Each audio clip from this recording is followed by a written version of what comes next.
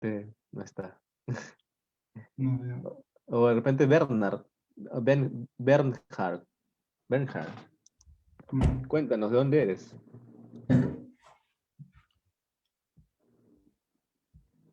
¿No? Ah, ya son las 12. Aquí, bueno, antes de comenzar, aquí Leslie Estrada levantó la mano. Cuéntanos, Leslie. Muy buenas tardes, ¿se me logra escuchar? Sí, sí. Sí, te escucha bien. Ah, ya, ok. Bueno, un gusto saludarles a ustedes, igual al arquitecto.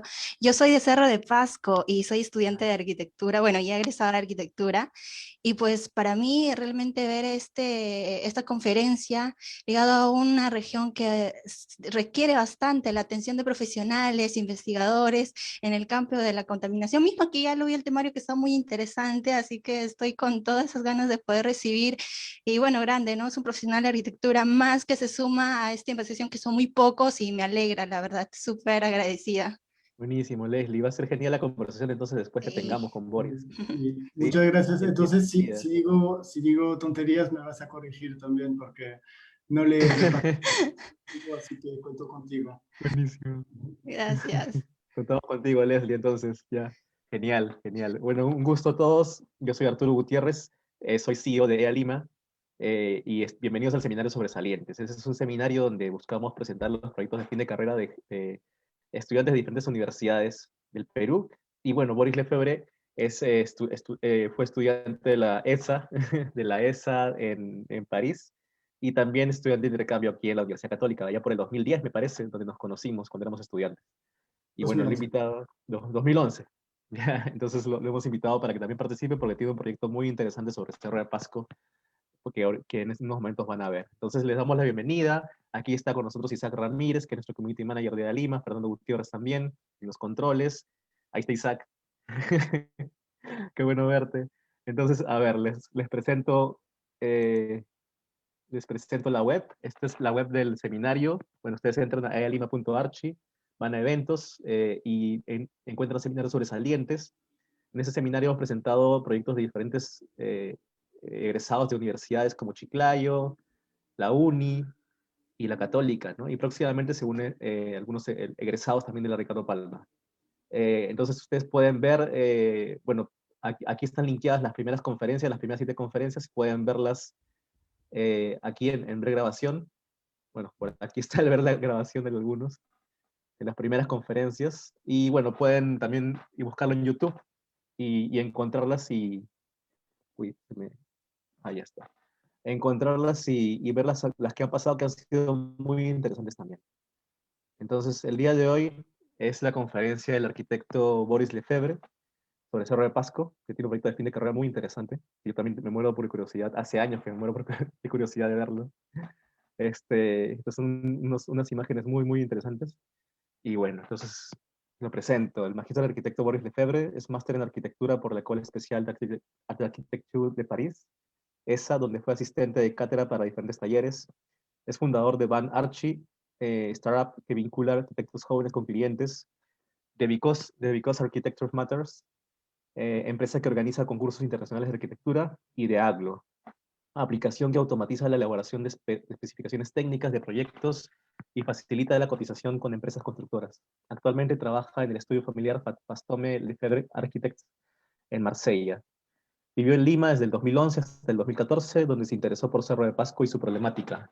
Obtuvo el Grand Prix de Architecture de la Académie de Beaux-Arts, no sé cómo se pronuncia, disculpa Boris, en el De 2016, Bellas Artes, es de decir. Bellas Artes, y el segundo premio para Latinoamérica del Lafarge Holcim Award Next Generation 2017, ambos con su proyecto de fin de carrera sobre Cerro de Pasco. Así que bienvenido Boris, y estamos muy entusiasmados de ver tu conferencia. Muchas gracias, Arturo, y muchas gracias a todos por su presencia. Entonces, imagino que puedo ver una parte de los que me escuchan aquí y la otra parte estará, no sé dónde en la nube, pero muchas gracias a todos por su presencia. Primero quería pedirles disculpas por mi castellano porque es la segunda vez que voy a hacer una conferencia en español. La primera también fue con Arturo y fue un poco catastrófica, entonces intentaré hacerlo mejor. Si hay palabras que no entienden, es que las traduzco del francés al castellano. Entonces no duden en preguntarme si no entienden, porque puede ser que no lo hablé tan bien. También les quería contar cómo y cuándo escuché hablar de Cerro de Pasco para empezar, pero voy a poner la presentación. Arturo, ¿puedo compartir? Sí, claro, comienza. Listo. Puedes compartir ahorita. Ahí está.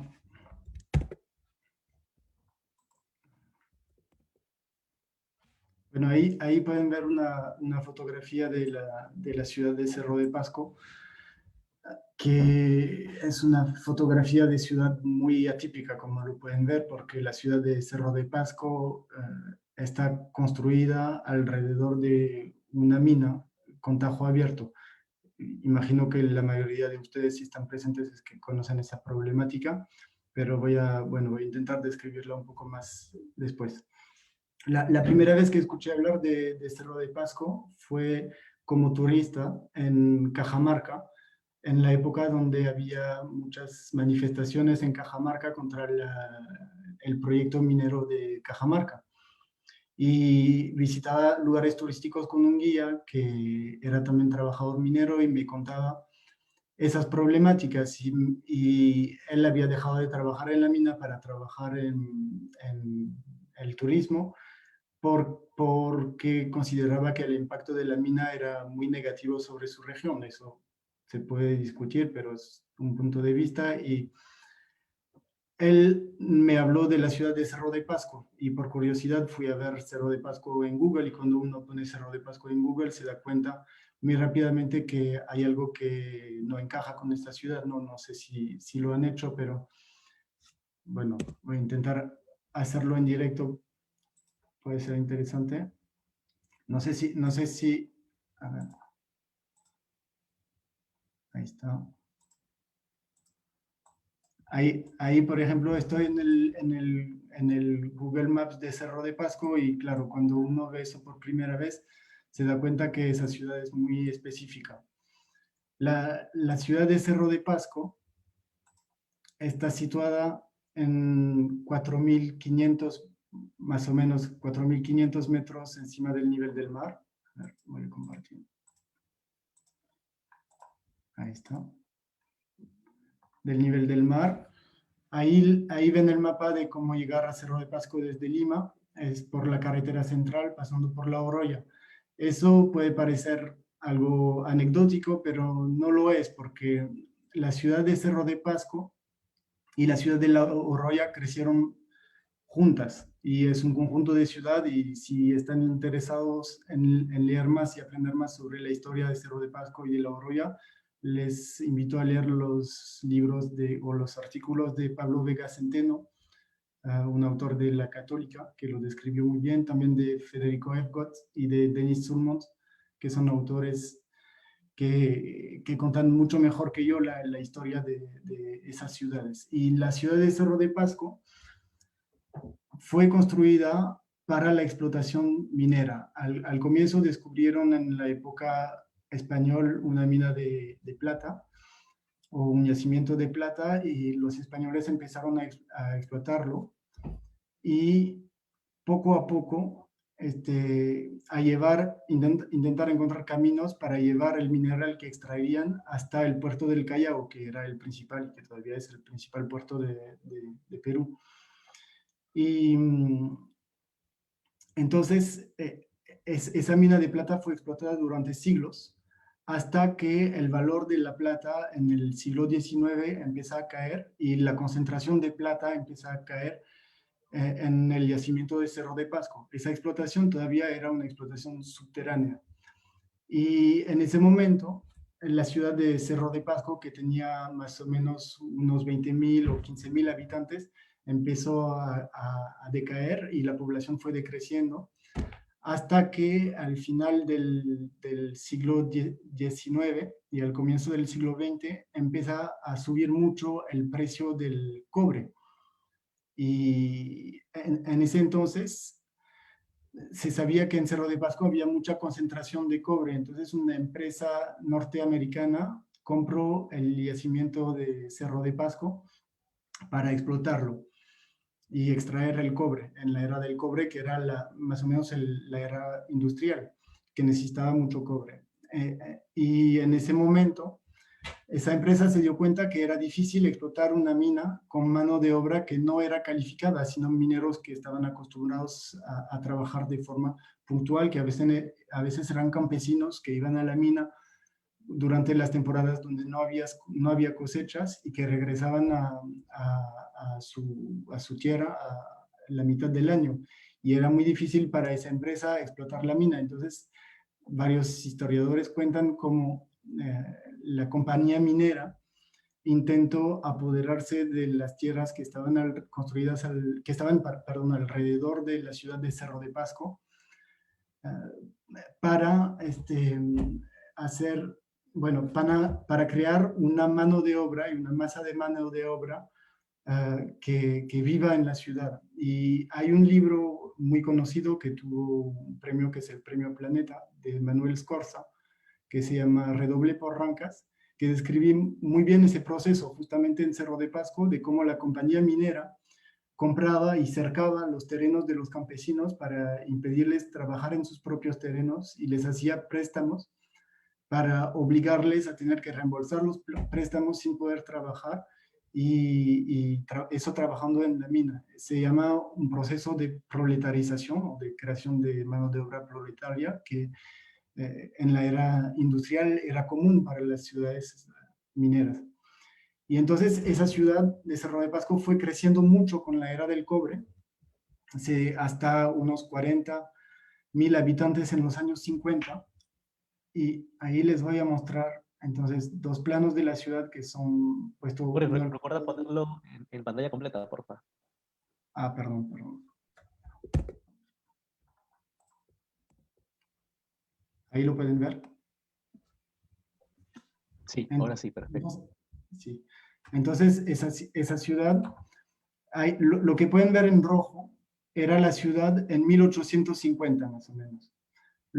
La fotografía que pueden ver aquí es la ciudad al medio del siglo XX, o sea, en 1950, durante justamente lo que llamó la era del cobre, ¿no? Todavía explotaban mucho cobre y la ciudad había crecido bastante por la mano de obra necesitada para la explotación de la mina subterránea.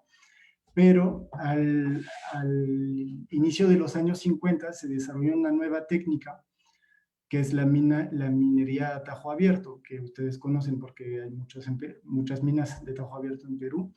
Y esa técnica, siendo permitida por maquinarias pesadas más avanzadas, entonces se empezó a utilizar en las minas del país y en Cerro de Pasco también, pero en Cerro de Pasco la ciudad se había construido encima de la misma mina o del mismo yacimiento. Entonces, el tajo abierto tuvo poco a poco que ir destruyendo las casas antiguas para poder explotar el mineral. Y entonces el centro histórico de la ciudad fue desapareciendo. Y aquí, por ejemplo, no sé si puedo hacer zoom. Aquí, por ejemplo, el edificio que pueden ver ahí era la iglesia del pueblo y su cementerio alrededor. Entonces, muchas familias que vivían en Cerro de Pasco perdieron sus casas, pero también sus muertos, ¿no? O las tumbas de sus ancestros. Y entonces ese proceso creo que puede ser también muy traumatizante para una parte de la población. Ahí hoy día la situación en Cerro de Pasco, debido a ese tajo abierto al medio de una ciudad bastante amplia, que cuenta creo con 90.000 habitantes, 80.000 habitantes, pero me pueden corregir si me equivoco. Y es muy problemático a nivel ambiental y pueden entender por qué. Y otra problemática importante en Cerro de Pasco es la altura, porque una ciudad, vamos a decir, común, no se establece en 4.500 metros sobre el nivel del mar y eso ocasiona también muchos problemas o temas de salud dentro de la población. Entonces, ahí voy a empezar a hablar más de la forma de cómo presenté ese proyecto y esa investigación.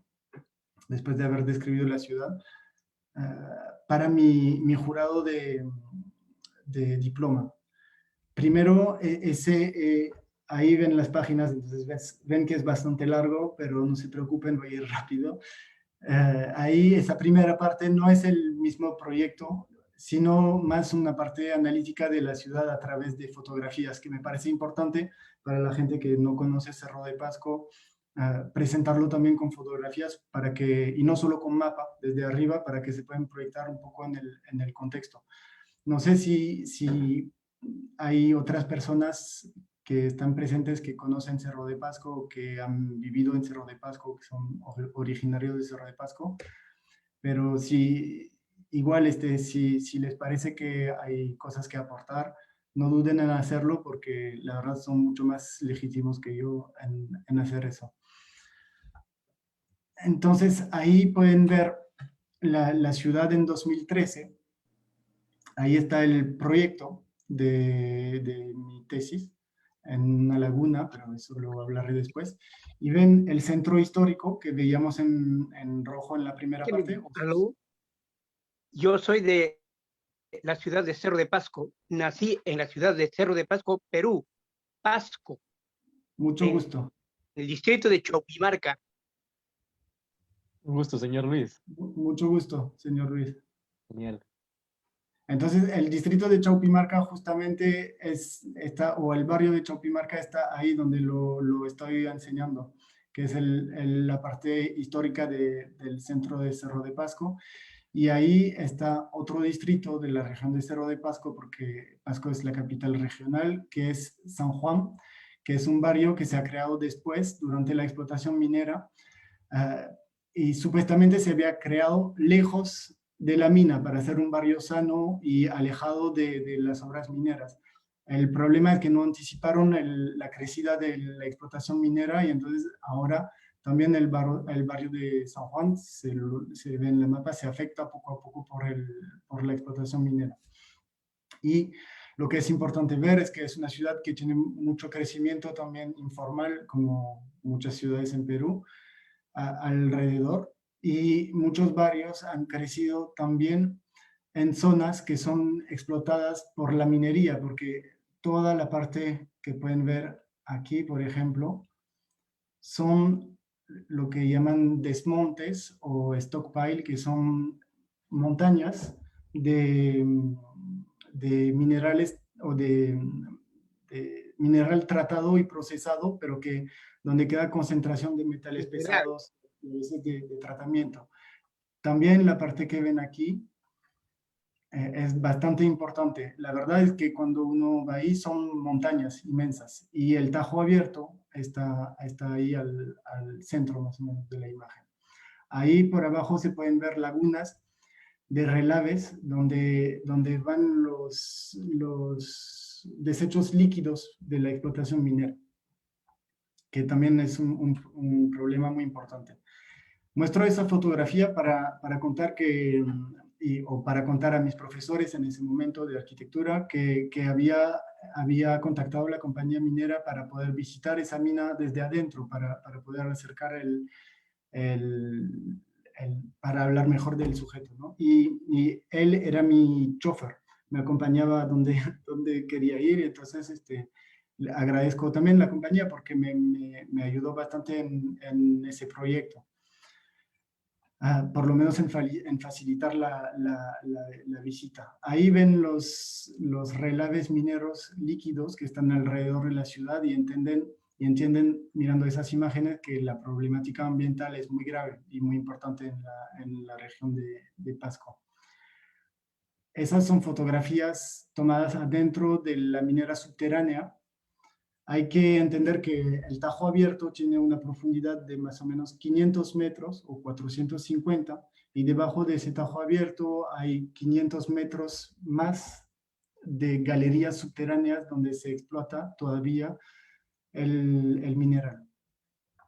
Y eso es una de las galerías intermedias. Y todos esos tubos que pueden ver sirven para bombear el agua de las aguas freáticas que llenan los túneles subterráneos. ese bombeo funciona de forma continua porque si uno deja de bombear en una mina, el agua sube y llena todas las galerías y también el Tajo hasta cierto nivel. Y muchos historiadores cuentan que la bomba o la forma de bombear el agua fue lo que permitió la explotación minera en muchas partes del mundo. Ahí pueden ver la planta tratadora antigua de Paraksha, que es al borde del Tajo hoy día. Y hay algo muy importante en esa imagen, es que pueden ver también un tren que lleva el mineral procesado o no procesado en el ferrocarril que va desde la ciudad de Cerro de Pasco hasta la ciudad de La Oroya y luego de la ciudad de La Oroya hasta el puerto del Callao. Y esa vía, ese ferrocarril fue el primero de Latinoamérica y fue justamente construido para poder explotar la ciudad de Cerro de Pasco en la época del cobre. Entonces es importante entender que esa ciudad siempre fue construida para esa explotación minera y pensada como lo que ya se puede llamar un enclave minero, un lugar que está hecho para extraer el mineral, pero no para procesarlo en el mismo lugar, sino para llevarlo a otros lugares del planeta. Y eso es muy importante porque eso también es impactante, yo creo, en la manera de percibir ese Tajo de parte de la población de Cerro de Pasco. Ahí pueden ver el borde del Tajo, que está delimitado por esa barrera y con guardias que siempre vigilan, y su forma de interactuar con la ciudad en varias partes. Y ahí los desmontes. Bueno, ahí paso más rápido sobre el Tajo. Hablaré más luego del proyecto y de la propuesta. Y ahí pueden ver el Tajo de la ciudad de Cerro de Pasco con sus alrededores. Y también se puede ver que es un paisaje muy bonito, el paisaje y la geografía de Cerro de Pasco que rodea la ciudad. Ahí es la fotografía de un señor que ha cambiado, creo que más de 3 veces de casas por el desplazamiento y el crecimiento del Tajo abierto adentro de la ciudad. Entonces, lo que es importante entender es también que la presencia de la minería sí tiene impactos económicos buenos o positivos para Perú o para la empresa que lo explota ahora. También tiene impactos negativos sobre la población que vive ahí, que son, bueno, evidentes, no necesito explicarlo. Otras personas que fueron desplazadas, esa señora, su marido estaba enterrado en el cementerio, que desapareció, y ella creció casi al medio del Tajo, como lo contaba. Ahí está un pintor justamente que pinta su percepción del Tajo y de la mina, y ahí, por ejemplo, en ese dibujo se puede ver la destrucción de la iglesia y se puede ver que, bueno, en parte de la población se afecta bastante psicológicamente en la presencia de esa mina. No hablo de la parte de salud porque no soy especialista de eso, pero también hay que entender que en muchos barrios hay problemas de salud muy graves con los niños que tienen saturnismo o por la presencia de minerales pesados que puede ocasionar problemas de desarrollo importantes. Y entonces la problemática ambiental y de salud en Cerro de Pasco es muy importante. Y la pregunta, ahí se puede ver la gente y la manera de cómo vive cerca o al costado de una mina y la forma de lo que puede ser. Ahí son fotografías de un Ferrari porque me gustaba el vehículo. Y el último punto es el punto del clima. El clima en Cerro de Pasco es difícil, es un clima frío la mayoría del tiempo del año. Hay también humedad y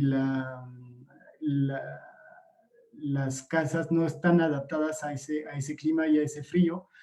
La mina usa la mayoría del agua potable de la ciudad para el uso industrial, y eso es histórico, es porque la mina construyó toda la red de agua, de distribución de agua en la ciudad, y ella trata el agua y la purifica para distribuirla en la ciudad, la compañía minera. Entonces, también usa la mayoría del recurso para la explotación minera, y en muchas casas no hay agua potable y menos agua caliente. Entonces, eso para mí era un tema importante que tratar en el proyecto. Y ahí por fin ven la laguna Patarcocha, donde se ubica el proyecto y sus alrededores. Esa laguna es una laguna antigua que se llamaba la Laguna de Tomar, antiguamente, y hoy día recolecta las aguas usadas del desagüe de muchas partes de la ciudad que están a su alrededor. Entonces se va llenando esa laguna y hay que bombear el agua fuera de la laguna de forma continua también. Ahí les voy a, entonces vimos el contexto. Les voy a presentar el proyecto de graduación, o el proyecto de tesis, perdón, pero no se pone bien porque voy a intentar. A ver.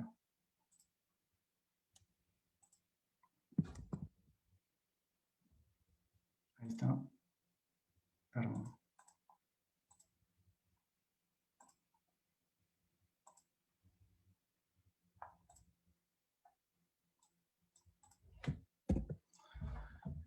Entonces, para los amigos arquitectos, puse esa imagen solo para mostrar que la exposición de graduación fue con 6 documentos de formato A1 que intentaban hacer una síntesis del proyecto.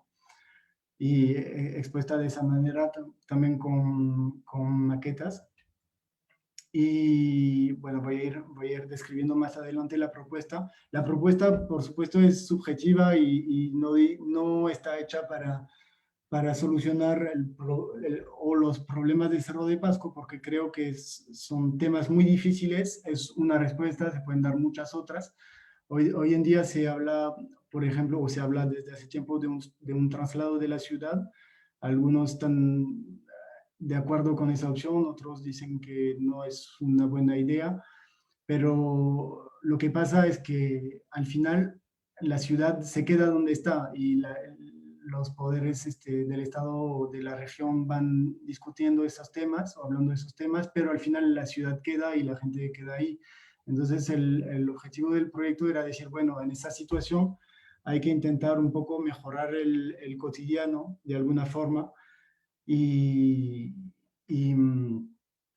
sin pensar en un eventual traslado, pero en la situación actual. Entonces, el proyecto se implementa en esa laguna, y ahí resumí más o menos lo que les expliqué antes, y el proyecto está conectado a lo que llaman un anillo colector que fue construido alrededor de la laguna para colectar las aguas de la laguna cuando desborda, justamente para tratarla. El problema es que ese anillo colector fue construido encima o debajo, perdón, del nivel del desagüe de la ciudad, entonces que hoy día no se puede usar ese anillo colector, y entonces creo que la inversión quedó en vano en una parte de esa obra, y el proyecto intenta rehabilitarlo y usarlo para tratar una parte de las aguas de la laguna, y también para ser planta tratadora de aguas contaminadas o de desagüe de la ciudad, y para convertirla en agua, si no potable, agua que se puede usar, y al mismo tiempo para limpiar la laguna. Y con esa agua proponer intercambios con los campesinos de las regiones de alrededor, de los desechos que usan en el campo, para hacerlos fermentar en toda la parte de la planta que se puede ver arriba, y crear un gas que se llama el metano, y con ese metano poder calentar el agua con la creación de ese metano para hacer un servicio en esa misma fábrica un servicio de duchas y baños calientes abiertos para todos. Y eso era más simbólico que otra cosa, ¿no? Era para decir también, se necesita proponer servicios públicos en la ciudad y para mejorar el ambiente y la forma de vivir de los habitantes. No sé si el proyecto en esa forma es viable porque es inmenso, son más de 400 cabinas de duchas al mismo tiempo y baños inmensas porque están en una planta tratadora, pero la propuesta era más metafórica que realista, es decir, para demostrar también que se necesita implantar servicios públicos de calidad en la ciudad y para los arquitectos, y entrando al tema más arquitectónico, la respuesta o el proyecto está basada en una observación que es que para algunos habitantes, y por ejemplo, tomo como ejemplo un poema escrito por un señor de la ciudad que contaba cómo la minería se lleva todo el material extraído, o con una metáfora lo describe como estrellas, como la minería se lleva estrellas de su cielo para decorar el cielo de otras ciudades y de otros niños, porque él quisiera decorar el cielo de su hijo con esas estrellas, pero que se van a lo lejos. Y entonces la percepción de esa minera por algunos habitantes es bastante violenta porque representa una extracción de un material que pertenece al pueblo peruano y al pueblo local, pero que se va y no se beneficia y no beneficia a la ciudad. Eso, claro, se puede contradecir y hay puntos de vistas en contra y esa tesis va en el sentido de ese punto de vista, pero claramente no es blanco o negro. ¿Qué? Su. Su. Con la L, ¿qué sería? ¿Eres tú, Boris, o es otra persona por acá? No, es otra persona, lo desactivé. Voy a buscar. Perdón, pero le desactivé el micrófono. Disculpe. Ya, gracias. Entonces, voy a intentar ir más rápido porque creo que el tiempo pasa, pero la percepción de esa minera hace algo que para un arquitecto es muy interesante porque la mina y el tajo, siendo el medio de una ciudad, ya no pueden ser calificados como solo una mina, sino como una arquitectura al sentido histórico de la arquitectura que representa alguna forma de poder al centro de una ciudad y que crea más o menos la identidad de esa ciudad. Y lo que es interesante en esa forma de arquitectura es que encarna al medio de una ciudad un poder que es puramente un poder económico. Y la forma de ese edificio, de esa arquitectura, que es la mina, si hago una metáfora, es una forma muy interesante porque varía y evoluciona y cambia, no solo por intuición humana, sino por los cambios en la bolsa internacional de los precios de los minerales. Por ejemplo, si sube el precio del, no sé, voy a inventar, pero si sube el precio de la plata, lo que está pasando creo ahora, van a explotar más y tratar más esa parte porque todavía contiene residuos de plata. Entonces van a hacer poco a poco desaparecer montañas y crecer lagos. Si sube el precio, no sé, del cobre, intentarán explotar más esa parte porque ahí es donde hay mayor concentración de cobre y entonces la forma misma de la ciudad está sometida a los cambios de la bolsa internacional en cuanto a los precios de los minerales. Y ahí entonces tenemos al medio de esa ciudad una forma arquitectónica, si se puede decir, calificar así, que varía con el mercado. Y entonces eso me pareció muy interesante porque encarna el poder económico de la economía global que muchas veces es invisible y que no se puede encarnar en arquitectura, y ahí sí se vuelve visible y casi se puede sentir o tocar en la forma de vivir la ciudad, ¿no?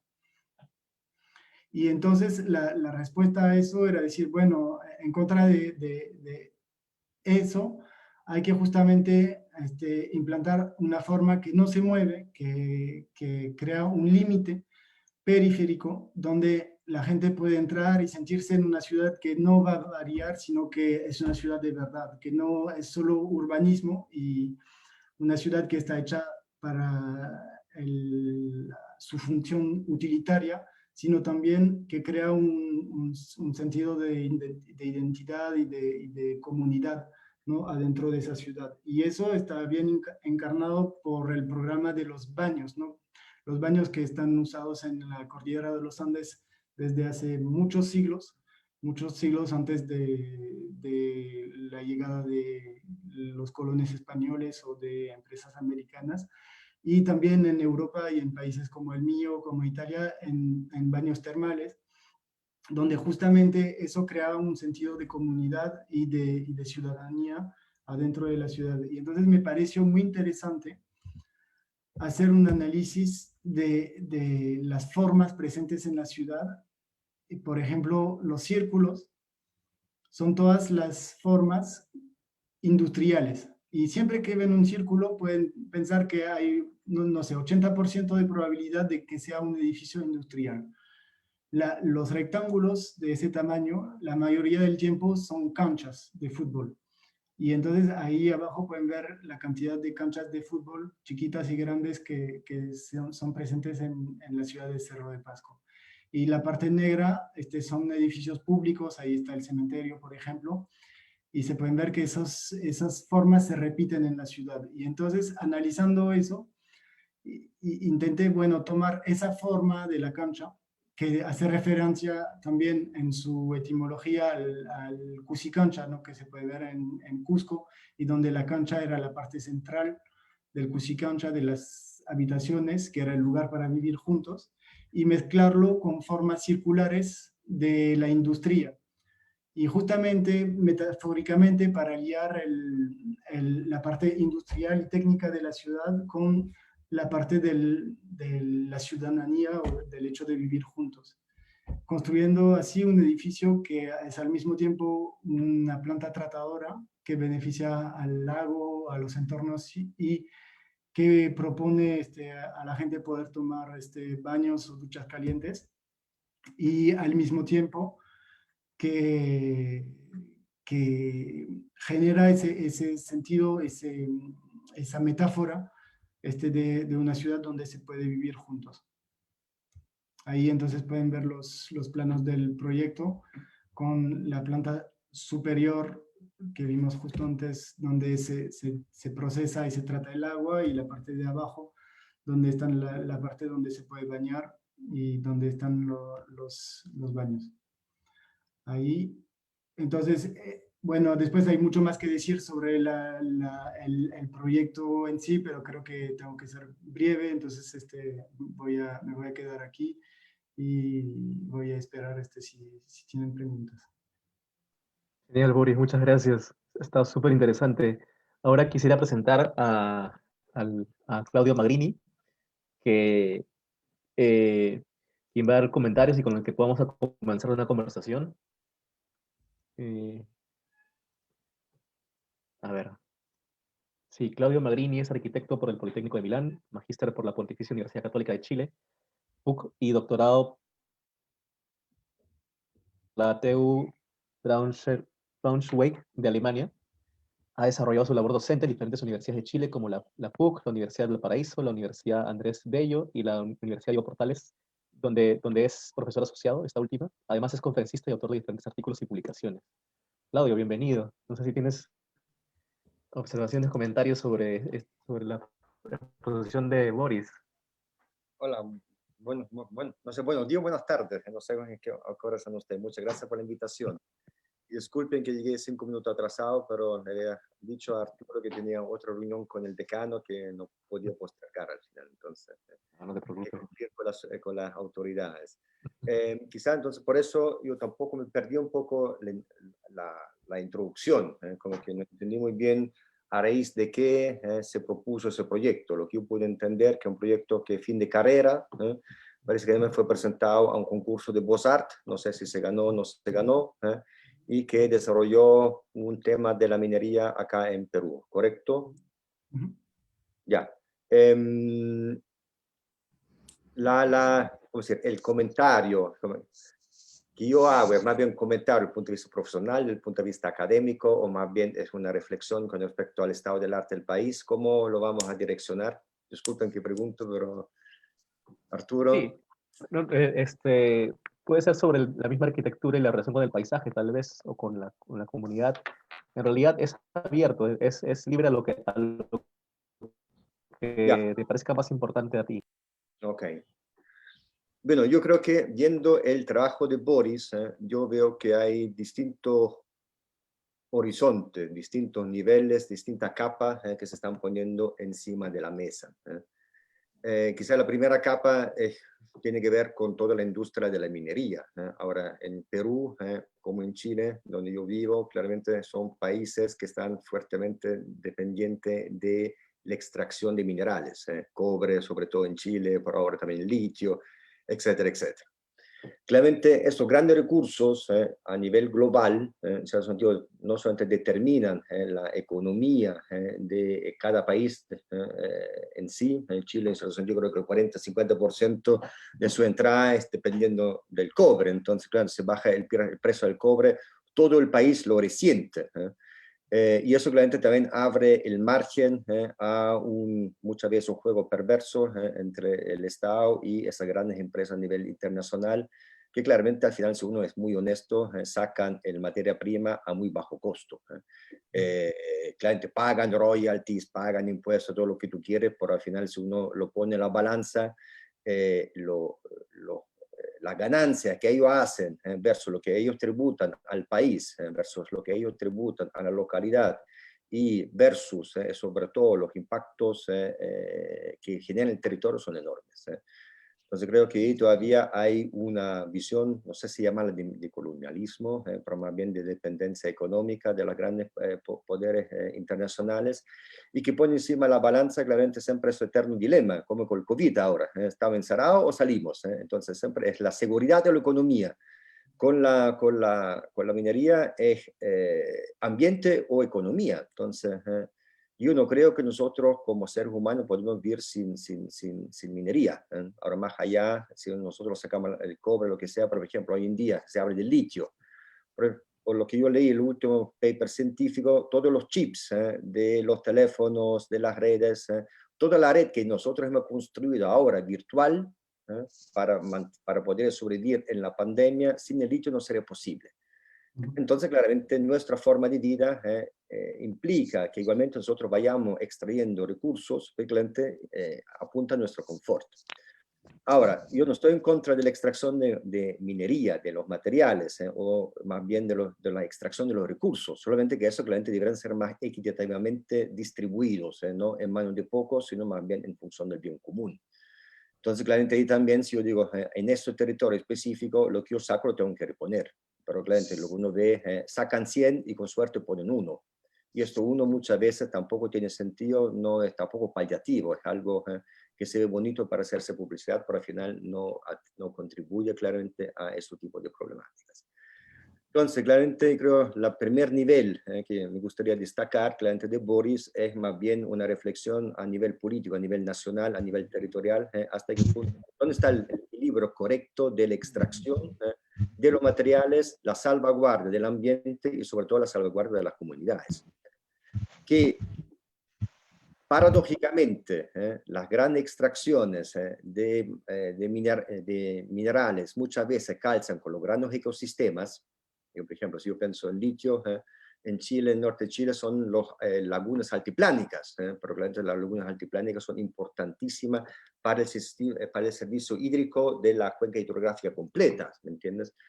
o el Pascualama. Entonces también donde uno va, porque, sobre todo porque la minería necesita agua y el ecosistema necesita agua. Entonces al final hay una rivalidad en relación al recurso necesario para los dos grandes sistemas, el ambiental o el indígena que está, para mí el indígena parte del territorio y la minería. Pero es una discusión que hay que enfrentar y buscar su equilibrio, sabiendo que igualmente cualquier decisión que yo toma, voy a tener gente a favor y en contra. Eso creo es el primer horizonte. El segundo horizonte que Boris quizá no lo mostró de forma explícita, pero sí de modo implícito, que claramente este paisaje de la extracción, aparte la dinámica que tiene para ajustarse a la economía en el mercado, entonces cómo va cambiando la topografía, cómo va cambiando la geografía en base a leyes del mercado, ni siquiera en base a leyes extractivas e industriales. Entonces aquí también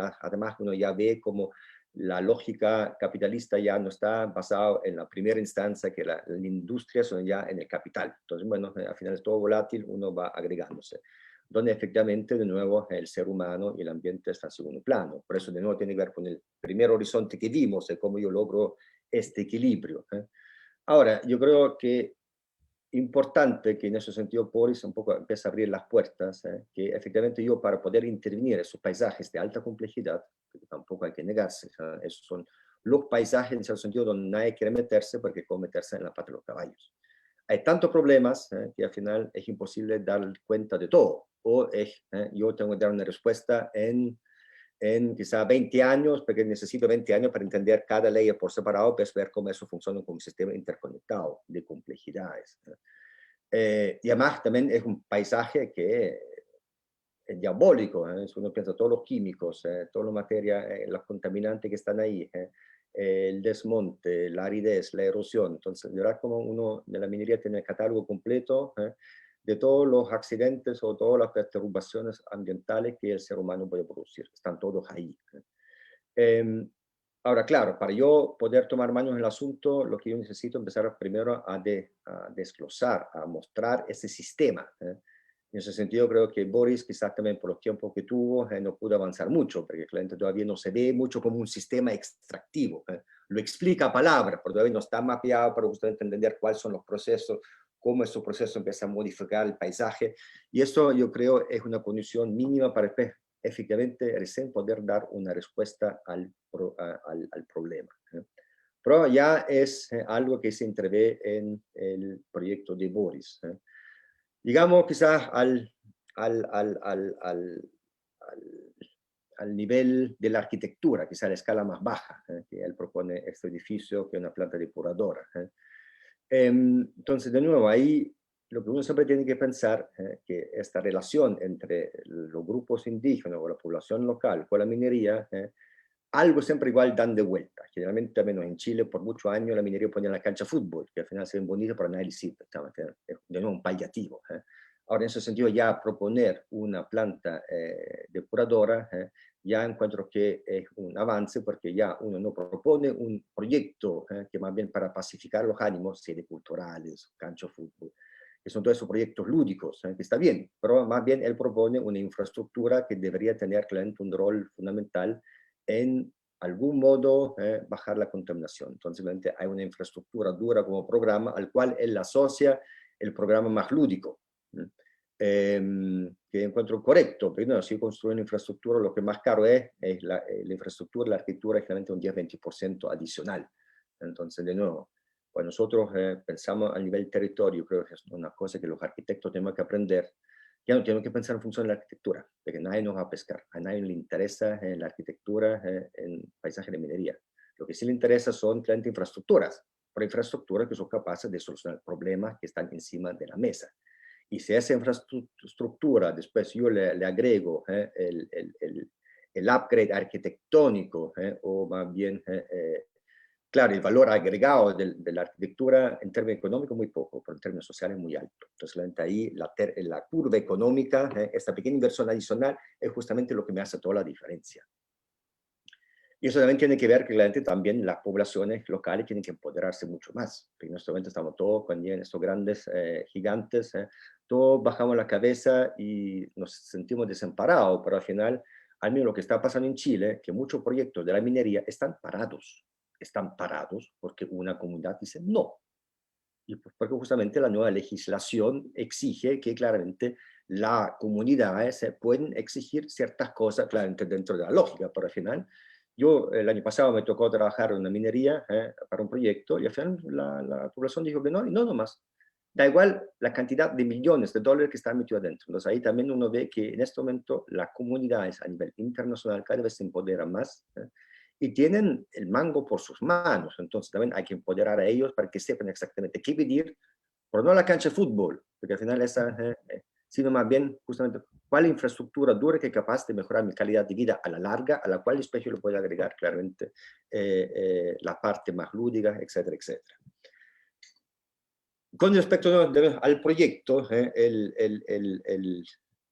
esta planta depuradora, yo ahí soy quizá un poco más cauto, quizás soy un poco más crítico. Yo ahora no sé, claramente yo sé que también como académico, cuando uno trabaja con este tipo de paisajes, uno tiene que cuidar tanto el sentido de la realidad como también ciertas dinámicas internas académicas, porque hay que cumplir con un programa, hay que cumplir con ciertas cosas.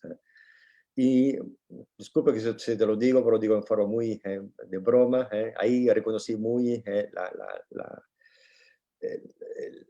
la mentalidad de Francia, del Beaux-Arts, el proyecto bonito, que con sus referentes históricos, las termas, que a uno también puede preguntar qué tiene las termas, esta estructura tipológica o europea con la topografía y el continente andino.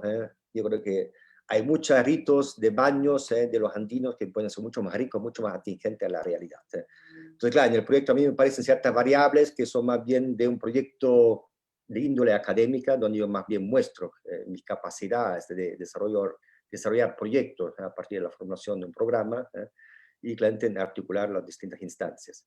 Pero sí, yo todavía veo en esta propuesta un descalce con respecto a la realidad del lugar. De hecho, tú dices, es un proyecto metafórico. Y quizás justamente esa es mi crítica. Yo creo que hoy en día, con el cambio climático, se nos acabó un poco el tiempo de hacer proyectos metafóricos. Tenemos que hacer proyectos reales. Entonces, bueno, que yo como arquitecto, o como planificador, o como artista, lo que somos, ¿qué puedo aportar yo para al menos solucionar un grano de problemas en este gran arenal que está lleno de problemas? Entonces, para mí el proyecto es bonito, pero al final no soy capaz yo de evaluar si efectivamente cumple con su propósito de mejorar, por ejemplo, el sistema hídrico, porque tampoco se muestra la conexión de los sistemas hídricos. Entonces, ¿cuál es el agua contaminada? ¿Cuál es el agua limpia? ¿Cómo se limpia? Etcétera, etcétera. Entonces, no. Si el análisis al principio era más bien sistémica, llegando al proyecto desalce el sistema para claramente llegar más bien al artefacto en sí, pero desacoplado del sistema. Entonces, se vuelve un objeto bonito, que claramente podemos hablar en términos académicos, Beaux-Arts, si está bien, etcétera, etcétera, pero ahí me faltó más Realismo. mordía, como mordemos efectivamente, ¿me entiendes? Es lo que tenemos enfrente y tratamos de dar una solución. Eso es un poco mi comentario de entrada para empezar como a abrir la discusión. Genial, Claudio. Muy interesante lo que comentas, porque justamente Claudio es profesor en Chile y aquí en Latinoamérica, con tantas necesidades, se buscan proyectos que solucionen problemas en realidad, ¿no? Muy diferente tal vez a lo que pasa en Europa. Y esas son visiones opuestas y la discusión entre las visiones me parece súper interesante, porque yo lo que quisiera rescatar sí del proyecto que acabamos de ver de Boris es algo que me parece incluso a veces más importante que solucionar un problema, que es darte una visión diferente de la realidad, ¿no? Entonces, con una visión, o sea, con un proyecto como el que Boris ha presentado, ¿no? Con un proyecto conceptual, puedes pensar de otra forma. Te da como que un marco, unas bases para pensar de otra manera el problema del paisaje, del territorio del agua, para que después ya en base a eso se podrían hacer proyectos más, más realistas de repente, ¿no? Entonces, eso es lo que a mí me interesa mucho rescatar de este proyecto. Y bueno, ¿cuál es esa visión diferente, no? ¿Cuál es ese punto de vista diferente? Creo que Boris ha partido de varios puntos, ¿no? De la geografía, de cómo la lógica capitalista se expresa en el paisaje minero. Se cae por un lado porque el cobre sube el precio, después se cae por otro lado porque sube el otro lado. Ese es un punto otro punto ancla me parece interesante, que es la subjetividad de la gente, ¿no? Cómo ha mostrado las visiones de la población, de los artistas, o sea, de cómo Cerro de Pasco está muy presente, ¿no? Y todo esto finalmente englobado en el problema del agua, ¿no? Entonces, la visión diferente que Boris pone es no es irse de repente contra la minería, que es mucho lo que pasa aquí en Perú, sino es ver cómo la industria minera podría tal vez poner una fábrica o sea, que sea a la vez baños, ¿no? Esa combinación entre tratamiento de agua y baños, que no se ve generalmente, esa unión me parece una visión bien interesante. Y ponerla sobre la mina, mejor dicho, sobre la laguna, puede que no sea tan funcional o no tan realista, pero es como que una imagen muy fuerte, ¿no? En el sentido, pongo la fábrica de tratamiento del agua dentro de la laguna para tratar esta agua que está contaminada. Era el agua para beber y se ha convertido el agua, el lugar donde van los desagües, ¿no? Entonces también a ese hecho tan agresivo, creo que una visión fuerte como poner una imagen de la fábrica que trata el agua y que no solamente va a ser fábrica, sino va a ser para las personas de Cerro de Pasco, me parece algo muy fuerte y rescatable bueno, algo que rescatar, ¿no? De su proyecto. Bueno, muchas No sé, ¿tú qué gracias piensas, Boris? por el comentario, Arturo. Y también, Claudio, muchas gracias por los comentarios. Sí, tengo algunas respuestas que dar en sus observaciones. Primera, acerca de los equipamientos, de la inversión, que supuestamente debe ser una forma de reinvertir en el Estado o de devolver al pueblo la venta de los recursos que se hace por la empresa, ¿no? Porque el recurso minero es un recurso del pueblo, el pueblo a través del Estado decide, bueno, eso es lo que debe pasar, no es lo que pasa, pero es lo que debe pasar. A través del Estado decide de vender sus recursos mineros, entonces los tiene que vender al buen precio y el Estado tiene que invertir para justamente que el pueblo beneficie de eso. En Perú lo que se observa mucho en términos de equipamiento son veredas. En todas las regiones mineras de Perú siempre hay veredas nuevas, pero no mucho más, porque no hay proyectos de inversión que van mucho más allá de hacer veredas. Y Arturo, por ejemplo, lo habíamos hablado hace tiempo. Eso, por ejemplo, me pareció a mí muy sorprendente en algunas ciudades costeras, de ver veredas nuevas, recién pintadas, con malecones muy bonitos de concreto, que son de mucha inversión, al borde de casas que son en ruina, o donde gente no vive en condiciones decentes. Y entonces, para más o menos ir en el sentido de su observación, Claudio. El otro punto, sobre la forma de los baños termales y la referencia a algunos baños termales europeos, para mí era muy importante asumir mi posición de más o menos de nuevo colonizador también, porque hacer el contrario hubiera sido decir yo entiendo una cultura que de verdad no entiendo en profundidad porque no es mi cultura natal. Entonces era importante asumir también la verdad, ¿no? Del punto de vista subjetivo haciendo el proyecto, pero otra vez tiene razón, es bajo un sentido más de proyecto conceptual y metafórico que de un proyecto utilitario. Y sobre ese último punto fue un dilema durante todo el trabajo, que duró casi 2 años, de hacer un proyecto utilitario o de hacer un proyecto de comunicación, que es ese proyecto. Y al final elegí la segunda opción. No sé si haría la misma elección hoy día, pero elegí esa opción. Y el objetivo para mí era comunicar. Entonces intenté hacer reportajes de fotografías, es porque hay mucho material también fotográfico, difundir el proyecto, presentarlo a muchos concursos para hacer hablar del tema y de la ciudad de Cerro de Pasco. Bueno, y es lo que intento hacer hasta hoy día. A Carlos tiene Ahí, una pregunta. ¿Te pregunto primero a Carlos o hago ya la respuesta? Sí, claro, puedes responder y ahorita y después puede continuar con Carlos. Bueno, ahora, Boris, bueno, yo soy italiano, vivo en Chile, pero en lo italiano, bueno, tú eres francés, ¿no? sí. Ya, siempre somos bastante directos, pero como ser directo en términos constructivos, porque justamente a mí me interesa que se van armando los diálogos. De hecho, un poco lo que tú dijiste va un poco también en ese sentido. Arturo dijo, al menos salvamos que hay la idea de infraestructura. No, yo creo que hay mucho más que rescatar en tu proyecto. Ahora tampoco, entonces me quedé un poco preocupado. Digo, quizás era demasiado crítico, ¿no? Que hay muchos puntos de valor. Pero claramente el punto es cómo nosotros solucionamos ese problema que uno ve, al final, no sé ni siquiera si es un proyecto, el problema es arquitectónico, ¿entiendes? Como claramente una solución arquitectónica. Pero ya la misma cosa que tú me contestaste, ¿sabes? Que yo no quería empezar a trabajar con la cultura indígena de las aguas, porque no es mía, sino más bien con la cultura europea. Es un razonamiento válido, como tú dices, claramente. Yo como externo es muy difícil que yo pueda darme cuenta o captar la esencia de una cultura que es ajena al mío. Y es algo que yo también aprendí que también los suramericanos hacen con su propio pueblo indígena. Nosotros hace un mes atrás organizamos un seminario con respecto al derecho al agua y tenemos, por ejemplo, invitado a Gilles Clément, pero también estaba Mapuche. Entonces Mapuche decía, mira, al final todas las tesis que vemos de ustedes, y no yo ahora como europeo, sino chilenos en general, que tratan de hablar de nuestras culturas, al final sí, pero siempre son externos, entonces nunca tan entonces uno también, claro, son temas que uno empieza como a meditar, dijo, tiene razón, entonces hay una distancia cultural que claramente nos dificulta el acceso. Y quizás uno que, bueno, yo ya vivo aquí 20 años, entonces me siento más cercano ya, pero realmente la cultura europea está muy lejos. Pero el tema está encima de la mesa.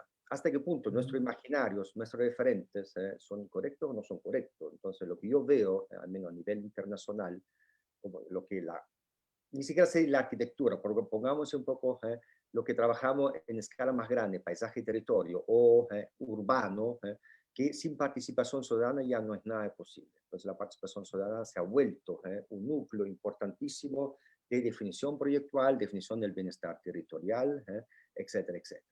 Ahora, ¿cómo yo trabajo con ellos? Eso es como la gran pregunta. Y el problema muchas veces es que ellos tienen otra preocupación, ¿me entiendes? Como que entonces, al final, quizás la solución no es tanto un proyecto de arquitectura, sino quizás un plan de gestión, un plan de difusión. Entonces, se te abre una carpeta enorme donde efectivamente uno puede atender a la necesidad de la gente, a la propia disciplina, etcétera, etcétera. Por ahí nosotros también tenemos que aprender que el clásico objeto bonito, sí, estoy de acuerdo. Gracias a estos objetos bonitos estamos conversando de esta problemática. Pero también tú vertiste mucha energía en eso, decir de nuevo, como nosotros lentamente de forma colectiva vamos dando soluciones a esos grandes problemas. Entonces, cada uno debería como poder agregar un ladrillo a la construcción de esta solución.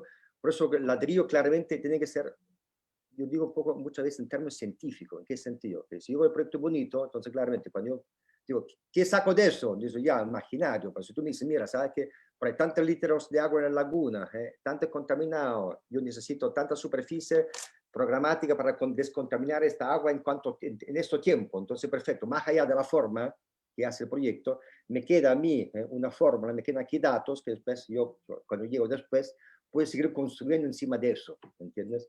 Y en cierto sentido, justamente los paisajes industriales, en mayor razón, los mineros, sin ciencia, me entiendo como que yo siento que somos arquitectos sin voz.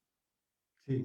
Entonces es más bien como nosotros nos adecuamos con nuestras capacidades a las cosas reales. Y es un continuo juego de acomodo, fallas, culturas, lógicas, etcétera, etcétera, etcétera. Por eso esfuerzo hay que hacerlo.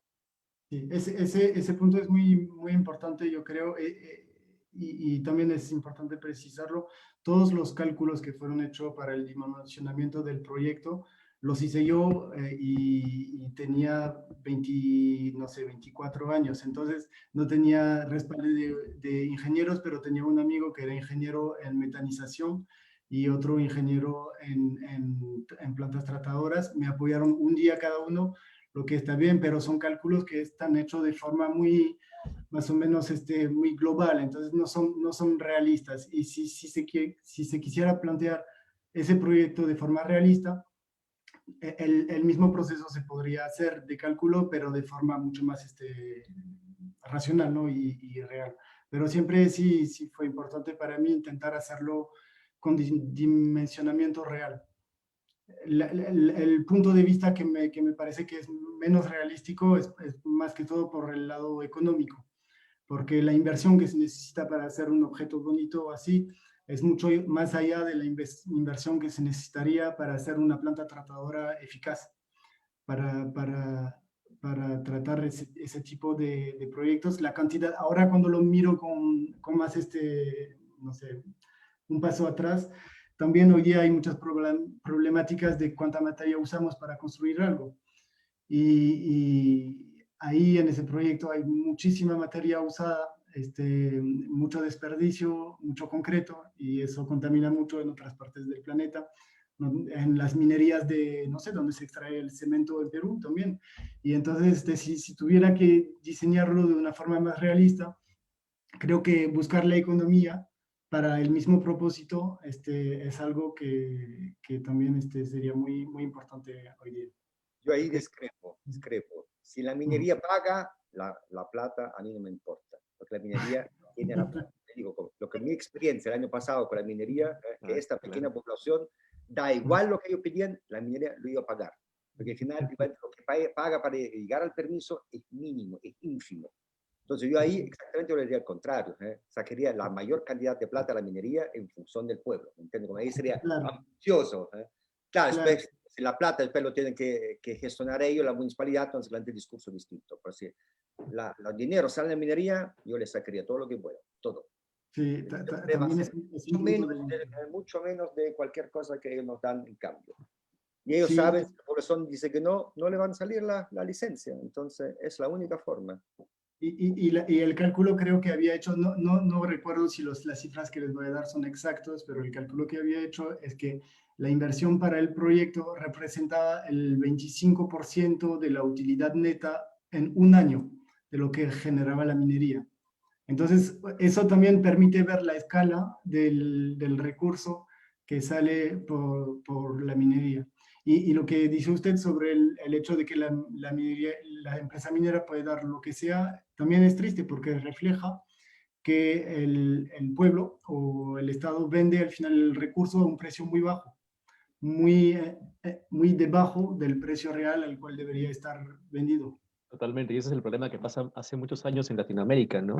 Y justamente ahora que estamos en elecciones, el domingo son las elecciones, hay un candidato que es el de izquierda que menciona, o sea, las mineras se quedan con el 70% de las ganancias y le dan el 30% al Estado, a Perú.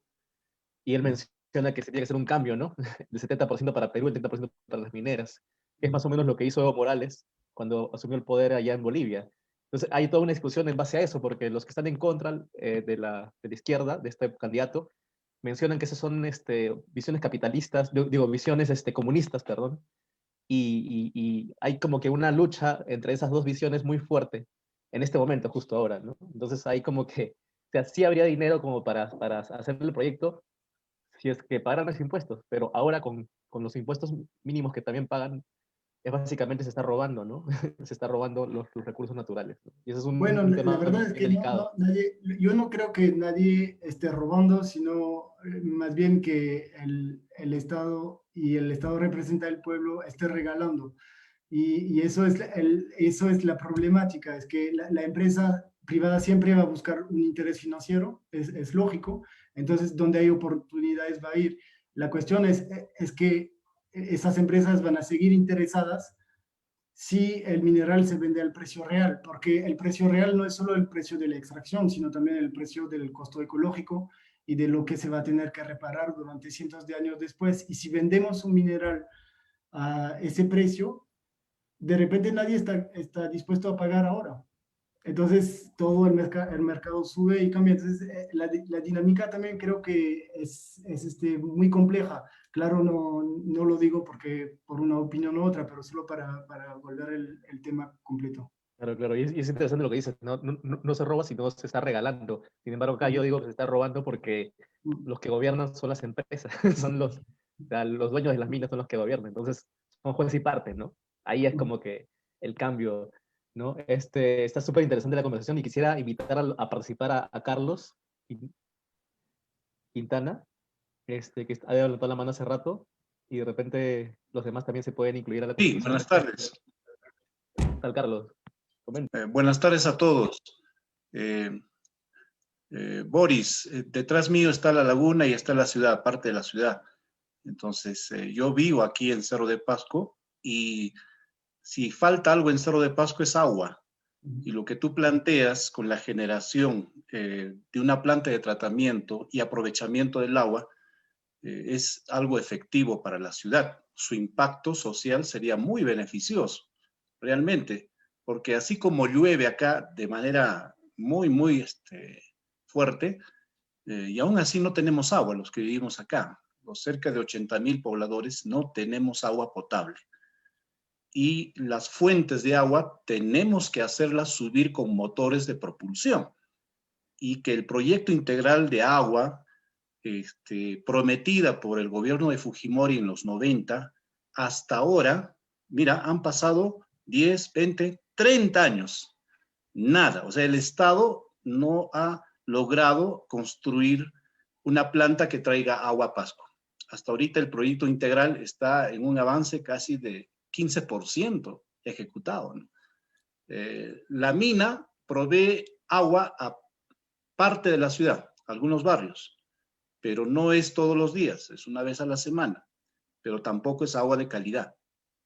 Y lo otro está por EMAPA, que es la empresa municipal de agua del municipio, que hace el esfuerzo también de dotar agua, pero mediante un sistema de distribución por cisterna.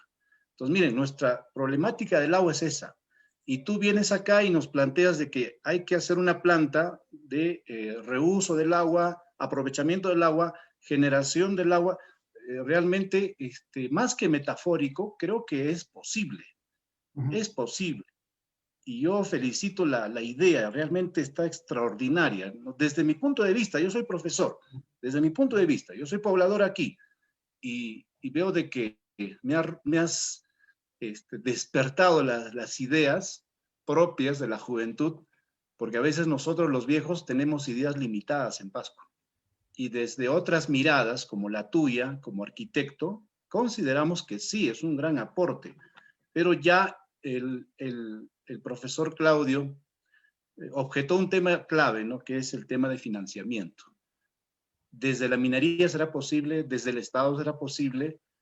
Creemos que sí, porque los fondos de canon minero y regalías mineras, que las empresas mineras cumplen, pero hay un problema con la administración, que es parte de los gobiernos regionales, municipales. Allí quizás sería la discusión más fuerte, pero en torno a lo que sí necesitamos eso, genial.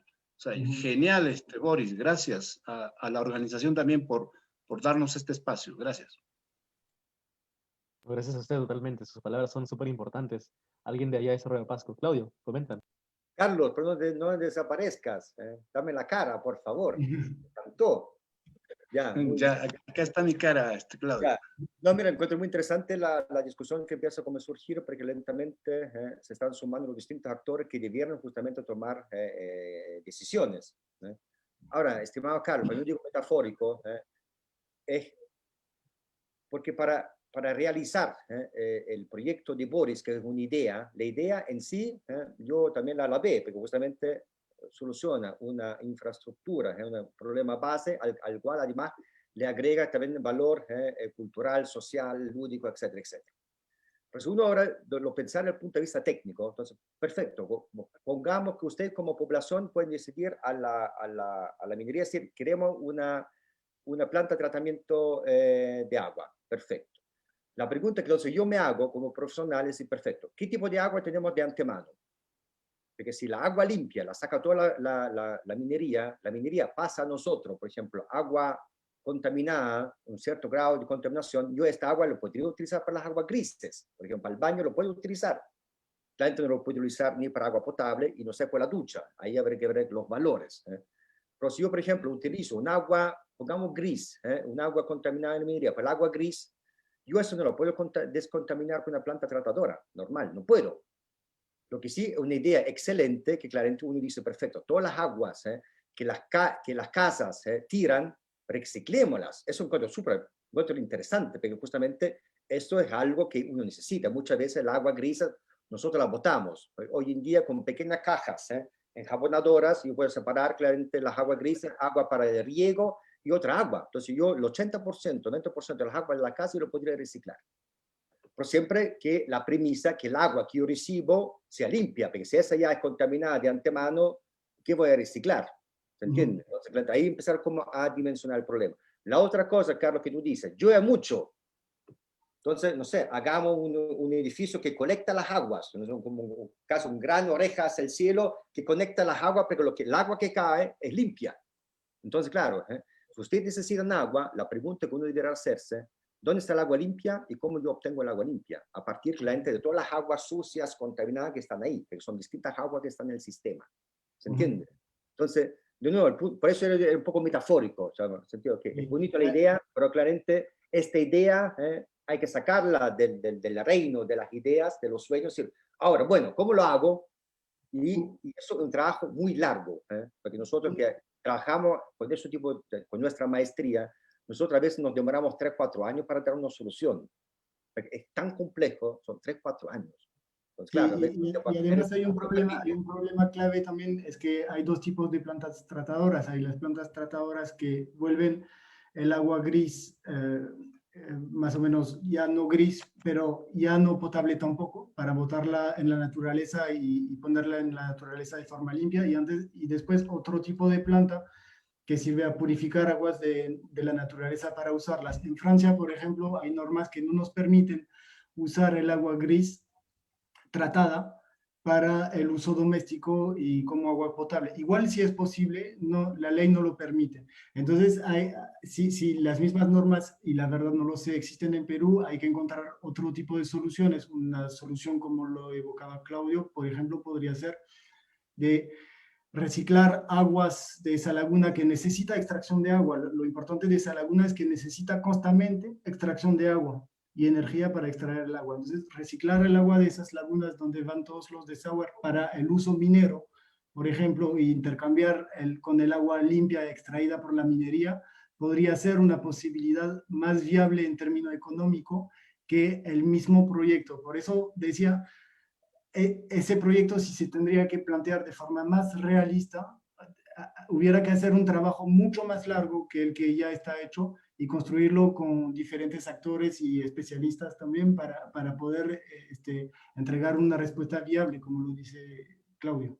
Por ejemplo, que uno surge, yo no sé, porque la minería saca agua, la minería necesita agua limpia generalmente, uno sabe el grado de pureza que necesita. Entonces, uno ve el ciclo, la minería saca el agua de la montaña, la contamina y después lo pone en el resto del ciclo. ¿Qué pasará si nosotros sacamos esta agua limpia? Primero la dejamos pasar por las casas, después se limpian y después se pasa a la minería. ¿Es posible eso? Porque si eso es posible, nos tenemos un golazo. Entonces, al final, claramente, lo que hacemos es adelantar la necesidad humana ante la minería, para al final la minería va a recibir la misma cantidad de agua. Entonces ahí son los tipos de pensamiento que tenemos que empezar a articular en conjunto para encontrar soluciones. Y digo en conjunto, no solamente nosotros los profesionales, no solamente ustedes, la población local, sino la minería. Por todos los puntos tenemos que empezar a mirar. No hay otra forma de empezar a solucionar esos problemas. Para empezar, justamente, como sí dijo Arturo, hay que empezar a pensar de forma distinta, transversal. Hay que romper los esquemas imperantes. Y eso es lo interesante que rescato del proyecto, porque ha dado pie a una discusión y a pensar ya en posibles soluciones, atisbo de soluciones, ¿no? Incluso lo que rescato mucho lo que el señor Carlos ha comentado, ¿no? Que le ha entusiasmado mucho la idea y le ha dado nuevas ideas también a él, ¿no? Que eso es básicamente lo que este proyecto es bastante rescatable, ¿no? Que te inspire, ¿no? Eso es lo que rescato bastante del proyecto. Incluso no sé si tú lo has presentado en Cerro de Pasco, pero sería interesante cuando pase el tema de la pandemia que se debata allá mismo también, ¿no? Sí, porque la verdad tenía mucho miedo de que el proyecto no sea recibido de forma tan acogedora. Entonces, Carlos, también te agradezco mucho por el comentario, porque la verdad para mí es muy importante escuchar eso y de que por lo menos la intención principal no es equivocada. igual si la formalización de esa intención, claro, no es perfecta, yo creo que es importante para mí escuchar que la intención es buena. Entonces te agradezco mucho para tu comentario. Genial. Freddy, Además, querías has comentar. enfocado, Ah, perdón, siga, ah, señor Carlos. sí, Después sigue sí, Freddy. además, Boris ha enfocado un tema clave, ¿no? Eje, que es el agua. O sea, nuestro problema no solamente es la minería, como impacto negativo y de una minería de 400 años, desde que llegaron los españoles, sino tampoco es el frío, ¿ah? O sea, tampoco el frío, la altura sí, por el tema de la pandemia, a los que hemos sido afectados por el COVID, la altura sí, mira, si tú has tenido COVID y sigues acá, es un problema, tienes que irte a climas más cálidos. Pero, ¿por qué estamos acá? Estamos a 4.338 metros sobre el nivel del mar por el trabajo y la principal actividad que genera este empleo es la minería, directo o indirecto. Entonces, Boris viene acá y ve un problema crucial. ¿Cómo es posible en una ciudad de tan altura, un piso ecológico y geográfico que es Puna, y que llueve durante 7 a 8 meses del año de manera permanente, no tenemos agua? Entonces, Boris pone un tema clave, aparte de la construcción de una planta, pone el problema de cómo solucionamos eso, ¿no? Del agua. Yo no tengo agua. Y como bien explicó el arquitecto Claudio, de que podíamos utilizar, reciclar el agua. Y vaya que aquí hay unos modelos y experiencias pilotos de reciclamiento del agua diversos, pero no hay una cultura de conservación del agua. Eso sí reconocemos. Somos una ciudad en la cual nos bañamos menos. ¿Y por qué? Por el frío y por la carencia de agua. Tenemos alrededor, como Boris seguramente se habrá fijado, cerca de, miren, como 6 super lagunas. Super lagunas. Pero de esas super lagunas, 2 abastecen a Lima. Una abastece a lo que es la zona de La Oroya, Huancayo y todo, el gran río Mantaro. Y miren, las lagunas, las otras, están allí. O sea, no, incluso hay una empresa chilena que explota la laguna generando truchas. Y no es peruana. Tampoco hay beneficios e impactos. O sea, en realidad, mira, es increíble cómo no tenemos agua en un lugar donde hay bastante agua. Bueno, gracias, Boris, en realidad por darnos otro enfoque, otra mirada a nuestra realidad. Gracias. Buenísimo. Freddy, ¿querías comentar algo? Señor Freddy. Buenos días o buenas tardes ya. De verdad, felicitarles y agradecerles por este conversatorio que se tiene. Soy arquitecto de profesión, trabajo en Cerro de Pasco y felicitarlos por muchos temas. Primero, el tema político, ¿no? Es decir, si alguien hubiera estado escuchando, ahorita nos hubieran estado terruqueando, porque a veces mucha gente dice, pues no, oye, estoy velando el futuro de mis hijos, de mis nietos, pero si nos damos cuenta y si seguimos con esta minería un poco irresponsable, el futuro de nuestros hijos, de nuestros nietos, se ve un poco oscuro. Por el tema que está planteando Boris, yo lo felicito, como le digo, es una nueva forma de dar solución a esta problemática que se tiene del agua y del desagüe en Pasco. Me parece genial porque lo que está sucediendo en la ciudad de Pasco, y ya lo dijo ya Carlos, ¿no? Tenemos una problemática del agua, del desagüe, que es insostenible. La población aquí se muere de sed por muchos temas. Es más, hasta se habló de recuperar las lluvias, o sí, pues las aguas de lluvia, pero fíjate, lamentablemente, no se puede hacer mucho de eso. ¿Por qué? Porque las lluvias aquí en Pasco son ácidas. Porque la polución de la minería, ¿no? Invade todo el medio ambiente, y en muchos casos a veces lo que está pasando en Pasco, ¿no? Esa polución queda impregnado en los techos de las viviendas.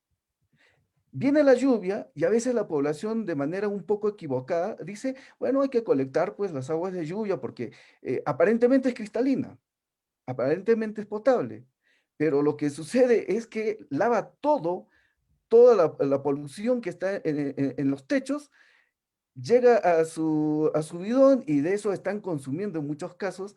Y como te digo, eso es un agua ácida que lejos de beneficiarnos en salud, nos está perjudicando.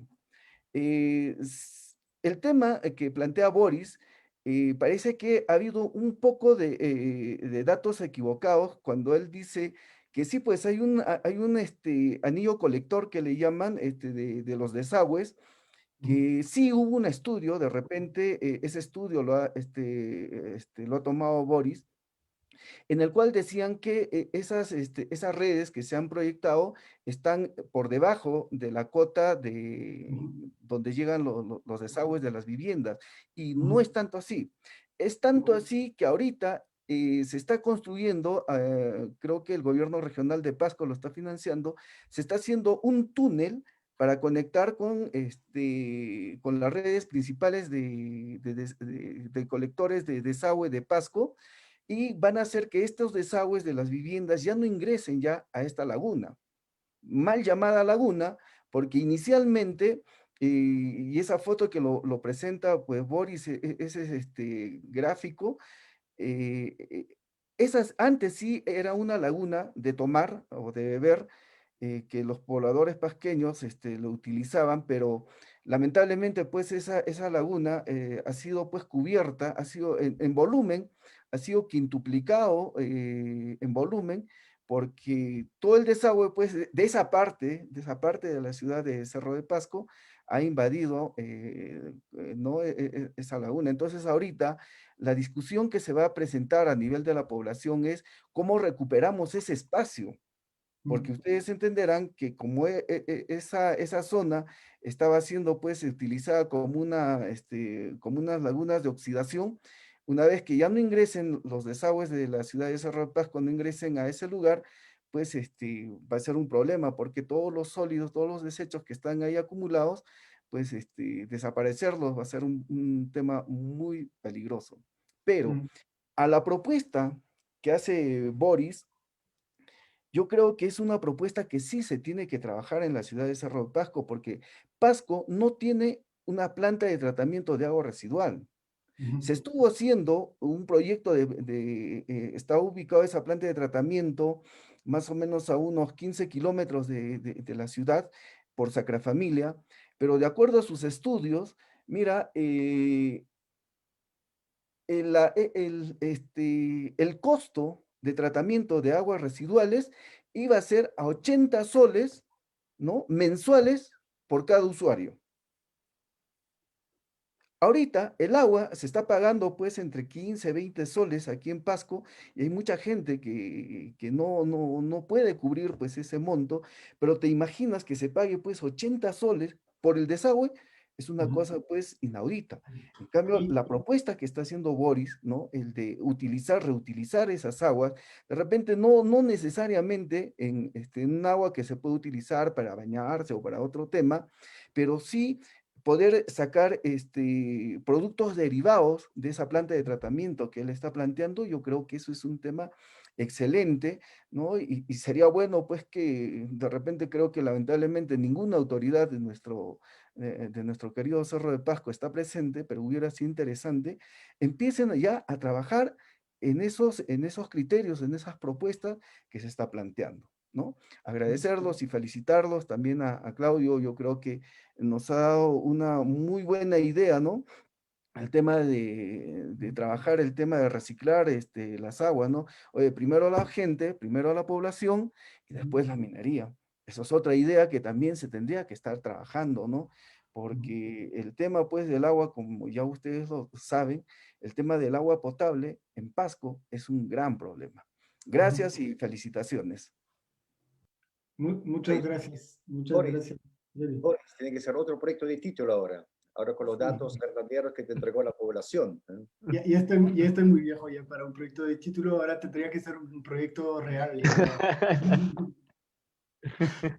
Pero Ya, pues, o sea, solo para ilustrar el comentario de Freddy, yo creo que es importante mostrarle, a ver, esa imagen, porque aquí se ve muy bien lo que decía de la laguna. La laguna hoy día, la laguna Patarcocha está ahí y hace 50 años estaba mucho más baja y no era siempre baja, pero creo que durante la temporada de lluvia el nivel subía y durante la temporada seca el nivel bajaba. Entonces eso es muy importante porque era una respiración también en la ciudad y un espacio que la gente se podía apropiar en un periodo del año. Ahora de verdad está lleno de agua de desagüe. Entonces esa imagen lo ilustra. La otra laguna que está al costado fue rellenada para la construcción de un barrio nuevo en esa parte de la ciudad. Otro punto que quería mencionar es que cuando yo hice el estudio en 2015, creo que justo había salido un artículo en El Comercio que decía que en Cerro de Pasco el agua se compraba 50 veces más caro que en que en la mayoría de ciudades de Perú, porque justamente por la red de distribución que es muy escasa por parte de la empresa y por la escasez del agua. Hay que imaginar que en esa ciudad a 4.300 metros el agua está 50 más veces más cara que en Lima, por ejemplo. Entonces eso, bueno, para ilustrar. Y para el tema de los productos derivados, yo creo que en una planta tratadora hoy día es muy importante pensar justamente en eso, en lo que dice Freddy, del uso de todo lo que puede generar para las comunidades alrededor y la economía campesina, de beneficiar no sé, de aportes naturales para agricultura, por ejemplo, y al contrario, de pensar una economía de materia a nivel más regional o más global, como lo decía Claudio. Freddy, ¿estás? Presente. Tengo una tercera idea. Ya tienes, 1, trabajar con el agua. 2, los recursos primero para la persona, después para la minería. 3, trabajar con las leyes de la naturaleza. Eso es muy Sí, importante. y podría explicarme ese tema de las leyes de la naturaleza. Sí, por ejemplo, si hablamos del agua, ¿cuál es la ley del agua? La gravedad. Entonces, bueno, yo tengo que empezar a entender los ciclos del agua y la ley de la gravedad. Y en base a eso yo empiezo a articular los sistemas de depuración, de reciclaje, etcétera, etcétera. ¿Entiendes? Por ejemplo, también lo que muchas veces uno hace cuando dice trabajar con las leyes de la naturaleza, por ejemplo, pasa a menudo que nosotros, los seres humanos, que son muy tontos, construimos encima de los humedales, construimos encima de áreas de inundación, etcétera, etcétera. Y porque pensamos y hacemos diques, entonces dijimos, al poner el dique, nosotros controlamos el agua lo controlamos 1 año, 5 años, 10 años, pero cada vez más el agua es imprevisible. Entonces, al final, cada vez que nosotros nos ponemos en los flujos energéticos de la naturaleza, nosotros pagamos el precio. De que al final lo que uno ve, además, que otro problema hoy en día, el cambio climático, está acrecentando todos los fenómenos extremos naturales. Entonces, hasta que nosotros no proyectamos y según la dinámica de la naturaleza, nosotros no vamos a ser sustentables. Eso también es muy importante. Hoy en día, para ser sustentable hay que integrarse en la naturaleza y no ir en contra. y también que es menos económico a largo plazo ir en contra de la naturaleza, ¿no? Porque se generan problemas, o sea, como dices, ¿no? Se hace un dique, pero después el cambio climático hace que haya más lluvias, se rebalsa el dique, hace un montón de problemas, genera un montón de problemas colaterales, ¿no? Entonces, creo que la forma más inteligente en realidad es usar la naturaleza para impulsar el desarrollo de los proyectos, ¿no? Cosa que me parece que en China están haciendo bastante, en algunos países recién se está investigando ese tema, ¿no? Que es un proyectos circulares, ¿no? Cómo es que lo que comentas, ¿no? El agua puede ir primero para las personas, o sea, hace todo un círculo y que beneficia a mucha más gente, ¿no? Cosa que hacen, por ejemplo, en China con algunos ¿Aló? cultivos que los están al costado de pozas y estos cultivos caen, o sea, los frutos caen y dan de comer a los peces, y también hay cultivos con peces, ¿no? O sea, es toda una economía o todo un desarrollo circular totalmente, ¿no? Que me parece súper interesante. Por ahí alguien quería hacer un comentario, creo. Pero un segundo, quiero agregar algo ahí con respecto a eso. Por ejemplo, Ah, sí, sigue. en Chile todavía estamos también en la fase buenos propósitos, todavía no somos muy avanzados en eso. Lo que sí están avanzados en la región latinoamericana es Colombia. ¿Okay? Justo ayer estuve presente en una conferencia que mostraban el plan Bogotá para lo próximo, para el 2030. La cosa interesante es que ya menos 3 ciudades colombianas están haciendo, que primero establecen cuál es el servicio natural de la ciudad. Entonces, primero dibujan claramente el servicio ecosistémico de bosques, de agua, de humedales, de río, para que eso esté interconectado. Y después le ponen encima a la ciudad. Entonces, un cambio de paradigma completamente distinto. Antes uno pensaba en la ciudad, da igual lo que había. Ahora, la última tendencia es primero claramente pensar cuál es el sistema natural que nos soporta, y después en función de eso nosotros vamos a construir la ciudad. Actualmente.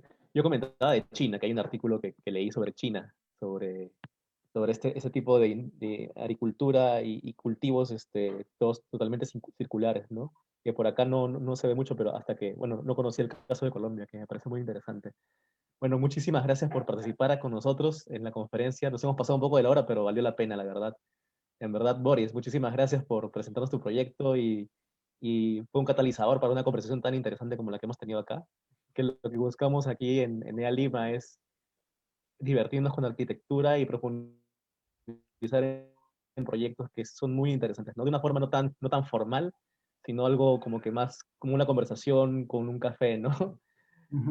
De amigos. Entonces, gracias, ha sido una conversación muy rica por la participación de ambos y también de las personas de Cerro de Pasco, de Carlos y de Freddy, que han contribuido con su visión desde su vida allá, ¿no? Entonces, los quisiera de repente invitar también a escribirnos para estar en contacto y de repente compartir este video con más personas ahí en Cerro de Pasco, que podría hacerse una conversación que genere más ideas para desarrollar proyectos reales que mejoren la realidad de la ciudad, ¿no? Y generen una mayor calidad de vida a la población. Entonces, muchísimas gracias a todos por participar acá y por conversar con nosotros. Y bueno, nos vemos en la próxima. Boris, gracias. No sé si quieres Muchas comentar gracias. algo para Quería agradecer a todos también los participantes y a todos los que intervinieron.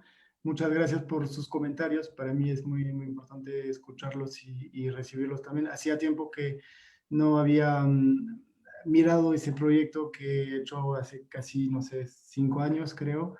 Entonces me hizo dar cuenta también que es importante intentar continuar a interactuar a nivel político para que ese tipo de proyectos pueda salir en Perú, porque lo que falta para mí en algunas ciudades de Perú es empuje a nivel político para que proyectos inteligentes o sostenibles puedan salir. Entonces, si alguno de ustedes necesita mi contacto, lo puede pedir a Arturo y yo de verdad estoy disponible para cualquier intercambio y cualquier trabajo futuro, si quieren seguir hablando del tema.